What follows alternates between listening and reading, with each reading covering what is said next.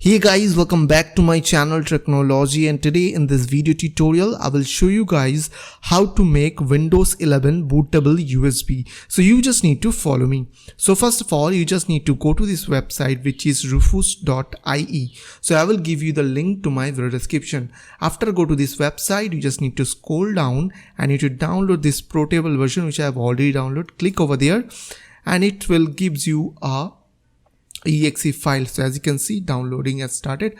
So I will not download it again because I've already downloaded this Rufus exe. So also you need a Windows 11 ISO file, which I have already mentioned on my previous video on my second channel. So I will give you the link. Okay, so after that, what you have to do, you just need to double click on Rufus and click on no, and here you need to select device. Make sure that you have to just insert your pen drive on your computer. So as you can see, now it is showing 64 GB pen drive. After that, you have to select here disk or ISO image, and from here you have to click on select, and you just need to go to that location where your ISO file is here.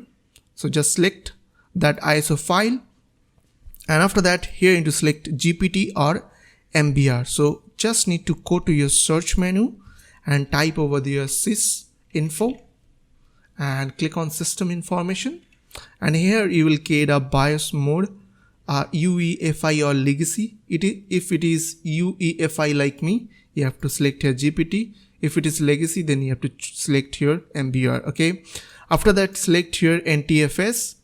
Okay, so no need to change anything over there. After that, click on start and click on OK. Now it will delete everything from your pen drive. After complete it, you will get a message like this, like you must disable secure boot. So you have to go to your BIOS and after that disable the secure boot.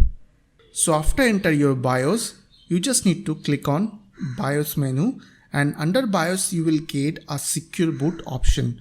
So you have to double click on that option, and here you will get secure boot enable or disable option.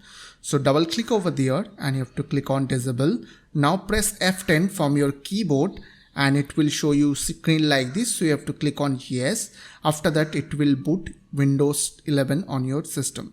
So I hope this tutorial will really help for you, and please don't forget to click on the subscribe button, like button and share button. And if you have any queries or question, then comments down below. I will see you guys in the next video. Till then, bye bye, take care.